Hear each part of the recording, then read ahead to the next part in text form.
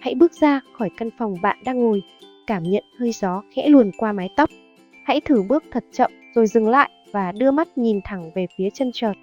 Bạn đang đứng trên một hành tinh khổng lồ, tưởng như bất động nhưng thực ra nó đang quay với vận tốc hơn 1.600 km/h ngay dưới chân bạn.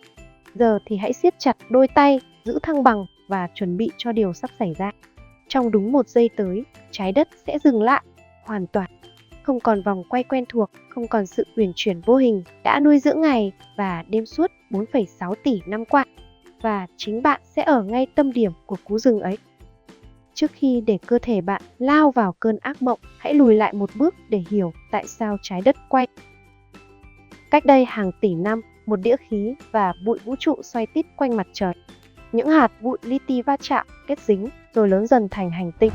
Quán tính từ cú va chạm khổng lồ thuở khai sinh ấy đã thổi vào trái đất vòng quay đầu tiên. Và bởi không có lực cản nào đáng kể trong không gian, vòng quay ấy tiếp tục kéo dài đến tận bây giờ. Bạn hãy đặt tay lên ngực, cảm nhận nhịp tim đều đặn. Cũng giống như nhịp tim giữ bạn sống, vòng quay của trái đất giữ hành tinh cân bằng. Nó định hình ngày đêm, định hình khí hậu, điều khiển gió, dòng hải lưu và cả nhịp sống sinh học của bạn. Không có vòng quay ấy, thế giới sẽ là một vùng chết khô khốc ở một phía và đóng băng tuyệt đối ở phía còn lại. Nói cách khác, bạn tồn tại trong sự nuôi dưỡng của vòng quay ấy. Và giờ nó biến mất trong một cái chớp mắt. Bạn đứng đó, mắt chưa kịp chớp thì mặt đất dưới chân như bị ai đó kéo phanh tay đột ngột. Trái đất dừng lại nhưng cơ thể bạn không. Với vận tốc 1.670 km/h ở xích đạo, toàn bộ loài người, xe cộ, nhà cửa, thậm chí cả không khí xung quanh đều tiếp tục lao về phía trước. Đôi chân bạn bật khỏi mặt đất, không phải một cú nhảy nhẹ mà là cú hất tung dữ dội. Cả thành phố xung quanh như bị quẳng vào một cơn lốc khổng lồ.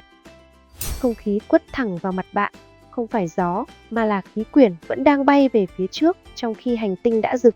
Những tòa nhà, những chiếc xe hơi, cả con người như những cánh lá khô bị cuốn phăng. Tường gạch, thép, bê tông, tất cả trở thành mảnh vụn. Không một công trình nào, kể cả những công trình kiên cố nhất, đủ sức chống lại cơn gió tốc độ hàng nghìn km/h ấy. Hãy giơ tay che mặt, nhưng bạn biết rõ chẳng có gì bảo vệ bạn nục. Toàn bộ bề mặt hành tinh lúc này là một cơn bão vượt xa mọi thước đo của trí tưởng tượng. Đừng nghĩ rằng bạn chỉ cần tránh gió là sẽ an toàn. Khi vòng quay biến mất, trái đất mất đi hình dạng phình nhẹ ở xích đạo. Nước biển dồn ứ hàng tỷ năm bỗng bị hút về hai cực. Trong khoảnh khắc, những đại dương vốn yên bình rút mạnh như thể cả hành tinh đang nghiêng. Sóng thần khổng lồ hàng nghìn mét dựng đứng. Chúng cuộn về phía bắc và nam, quét sạch mọi thành phố ven biển. Bạn không còn nghe thấy tiếng người, chỉ còn tiếng gầm rú của đại dương vỡ tục. Và khi trái đất khởi động lại vòng quay sau, đúng 1 giây, toàn bộ khối nước ấy lại dội ngược về vị trí cũ. 2 lần đại hồng thủy chỉ trong nháy mắt, không còn chỗ để trốn. Trên bầu trời, vệ tinh nhân tạo văng khỏi quỹ đạo, trạm vũ trụ chao đảo như chiếc lá trong cơn bão vũ trụ. Mạng lưới liên lạc toàn cầu, Internet, GPS, viễn thông sụp đổ chỉ trong vài giây. Những thành phố vốn lung linh ánh sáng giờ chìm trong màn đêm tuyệt đối. Bạn ngẩng đầu nhìn lên, thấy cả bầu trời như bị xé nát. Bụi đá, mảnh vụn bê tông, thép, kính bay lẫn vào nhau, rơi xuống như mưa lửa. Khi cơn địa ngục qua đi, bạn sẽ đứng dậy trên một thế giới không còn giống bất cứ thứ gì bạn từng biết. Những cánh đồng màu mỡ biến thành bãi hoang, nhà cửa, cầu đường, cơ sở hạ tầng biến mất như chưa từng tồn tại. Các thành phố lớn chỉ còn là tro tàn và đống đổ nát. Hãy thử bước vài bước trên mặt đất mới, bạn sẽ nhận ra nhân loại đã quay về điểm khởi đầu. Hơn 8 tỷ, con người không thể sống sót nổi qua cú dừng chỉ kéo dài 1 giây ấy. Nếu còn ai sống sót thì đó chỉ là những người trú ẩn sâu dưới lòng đất hoặc ở cực Bắc, cực Nam, nơi sức gió yếu hơn.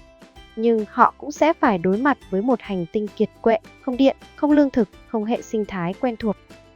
1 giây, chỉ 1 giây và nền văn minh mấy nghìn năm bị xóa sổ hoàn toàn.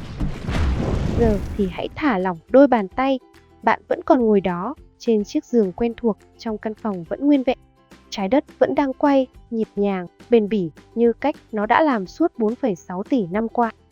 Nếu trái đất ngừng quay trong 1 giây, bạn nghĩ loài người sẽ có cách nào để sống sót? Hay liệu bạn tin rằng trong tương lai, khoa học có thể mô phỏng một kịch bản như vậy để thử nghiệm không? Và nếu được chọn, bạn có muốn trải nghiệm một giây tĩnh lặng tuyệt đối của trái đất hay sẽ từ chối vì quá nguy hiểm?